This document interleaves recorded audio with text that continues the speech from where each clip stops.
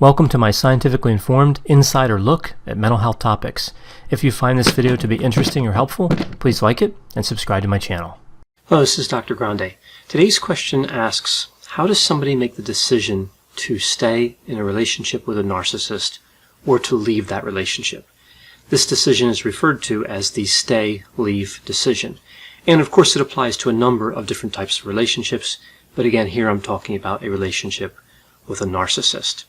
So this question is also asking kind of what factors go into that decision. And of course we know there are a number of factors operating. The perceived level of narcissism, and the reason I say perceived is because a relationship with a narcissist involves a lot of manipulation. We see access to resources, personality, culture, pressure from friends or relatives, attachment style, the quantity and quality of alternatives to the relationship, and the type of harm occurring in the relationship. There are also a number of other factors as well. Now, we don't see a lot of research directly on this topic, so specifically looking at a person in a relationship with a narcissist, but we do see a lot of research on intimate partner violence. I'll refer to this as IPV. There's quite a bit of overlap between the harm that the narcissist causes in a relationship and the kind of harm we see with IPV. So some of the findings in the research literature can be applicable to a relationship with a narcissist.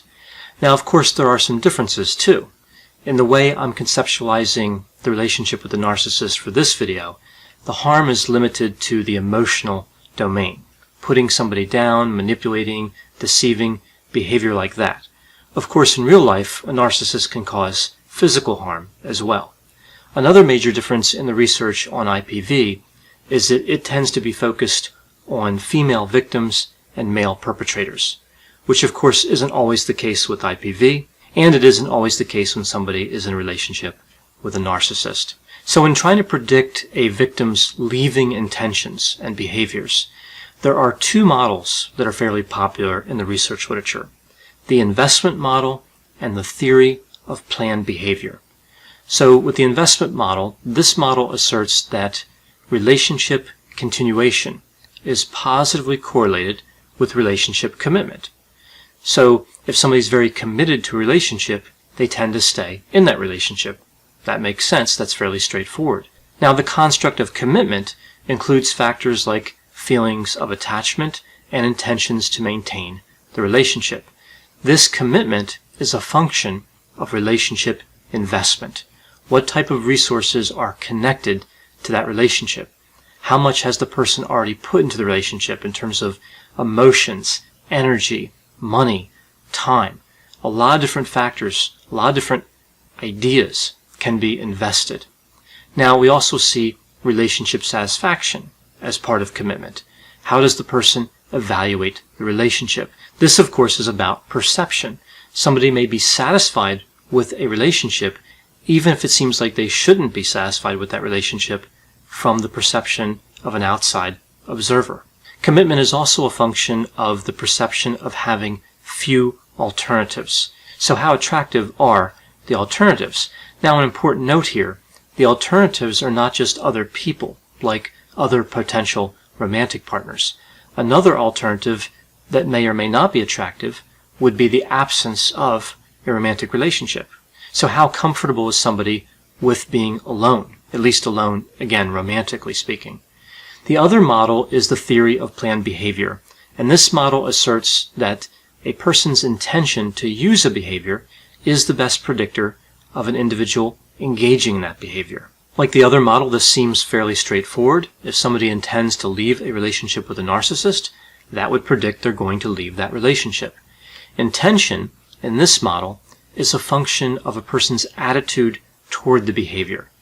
So what if somebody had the idea that leaving a partner is disgusting, right? They're revolted by the idea of leaving a relationship. They have this attitude that leaving is bad under any set of circumstances. This would certainly affect their level of intent. Intention is also a function of the subjective norms toward the behavior, like social pressure, and a function of the person's perception of their own control over the behavior. Do they think it's going to be easy, difficult, What have they learned from their past experiences? Have they ever tried to leave a relationship before? Did that turn out well? Did it turn out poorly? Do they anticipate obstacles when they try to leave? Or do they anticipate encouragement and support? Well, a lot of people come forward and say, I'll help you get out of this relationship. So between the investment model and the theory of planned behavior, we actually see more support for the theory of planned behavior, the one wrapped up with intentions. It seems to be a better fit with the outcomes of the stay-leave decision. The most significant predictors from this model would be the attitude toward leaving one's partner and the social pressure. So these factors become important as we take a closer look at the narcissism side of this. So as I mentioned before, a lot of this information comes from research on IPV. And it's clear there are several similarities between IPV and relationships with narcissists. They're actually frighteningly similar. But how is the stay-leave decision different for somebody in a relationship with a narcissist? What are the differences between IPV and narcissism exposure? Well, there are several differences. I'm going to go over 3 key differences here. The first one that really stands out is how obvious IPV is when compared to narcissism exposure. Most people who are on the receiving end of some sort of physical harm can accurately describe that behavior. Now, of course, not all IPV contains physical harm, but just assuming that much of it does, I can kind of illustrate this difference. Someone who experiences IPV knows that it happened. They may still decide to stay in that relationship, but they can accurately describe the actual events. If somebody was watching the relationship from the outside and saw a circumstance related to IPV, their perception and the perception of the victim would be somewhat similar. One of the main difficulties with narcissism exposure is that many people don't realize it's happening. There's not a lot of education available about narcissism exposure. For example, we don't see public mental health campaigns talking about narcissism, even though narcissism, of course, is extremely destructive.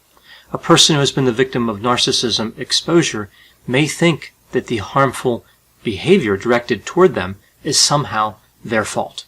This is actually one of the key types of manipulation used by the narcissist. It's referred to as gaslighting. An analogy I can use here is the robber and the victim, right? So let's say that there's a robber who's trying to get money from a victim. So IPV is like the robber who walks up, brandishes a weapon, and forces a victim to hand over money. They use very clear fear and intimidation. Somebody's afraid they're going to be physically harmed. Now, victims, of course, would not be happy about this, but they might tolerate it. They might not call the police. But either way, they know that the money was stolen. With narcissism exposure, the same robbery takes place, but the victim feels grateful to have been able to give money to the robber. Maybe they believe that the money really belongs to the robber in the first place. The robber needs the money more than they need the money. They might believe that they are a bad person, so giving it to the robber is actually good because the robber can do something good with the money. Whatever the manipulation was, they feel honored to give the money over. And in some cases, will go home and get more money after the robbery, go find the robber and give it to them, all the while apologizing for taking so long to transfer the money to the robber. So the victim doesn't realize the money was stolen. They realize the money is gone. And those are 2 very different perspectives. So the first robber is simple and unsophisticated, while the second knows how to exploit people interpersonally, a key feature of narcissism. It's important to never underestimate the power of narcissistic manipulation. The second difference with narcissism exposure is that the narcissist makes an effort to recruit people to their side. These people are often called flying monkeys, a reference to the Wizard of Oz. Now, a perpetrator of IPV may do this just like they may also manipulate, but it's strongly associated with narcissism. These recruits can be parents, in-laws, neighbors, friends, coworkers, a number of different people. So this can really change that social pressure part. And again, that's a key factor in predicting the outcome of the stay-leave decision. The third difference is the idea that IPV sometimes leaves some sort of visible wound. Narcissism exposure doesn't. It operates at an emotional level. so it becomes more difficult to convince people that the harm is really taking place. Not just the flying monkeys, of course, they will generally be hard to convince, but even people that might be inclined to be sympathetic may not be convinced by the evidence we see of narcissistic harm. This just makes it that much more difficult to obtain support. It's easy for people to dismiss manipulation and say something like, all people are narcissistic, or you're just experiencing the ups and downs of a relationship, or something like, your partner isn't special, which is ironic because the narcissist certainly believes that they are special. So considering all this, it makes sense that the stay-leave decision is difficult when somebody is in a relationship with a narcissist. Often what I see in these instances is ambivalence. And ambivalence means that somebody has strong feelings in two directions. So with a relationship with a narcissist, this could be called kind of a love-hate situation. This ambivalence causes a kind of decision-making paralysis, a constant internal discussion of here are the pros and here are the cons, but one side doesn't really gain an advantage over the other. And with no progress, usually in this type of situation, the status quo will be maintained. So the current state of the relationship will stay in place. So the person remains in the relationship. They don't make the decision to leave. The lower the ambivalence, the easier it is to make a decision, because without ambivalence, all the feelings are moving in the same direction, whether they're moving toward staying or leaving.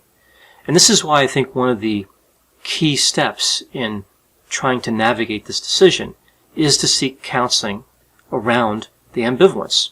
A lot of counselors are experienced in working with ambivalence because ambivalence is something we also see when treating substance use disorder.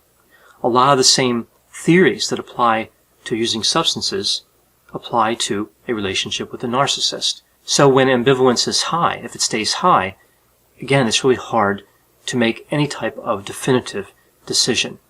So again, counselors can assist with a lot of different areas, including navigating this tough relational decision. It's not always clear as to what decision makes more sense.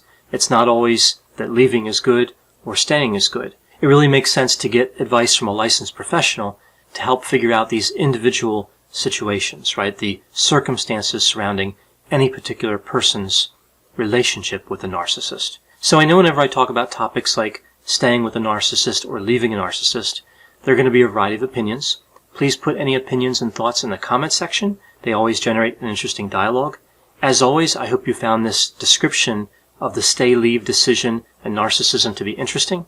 Thanks for watching.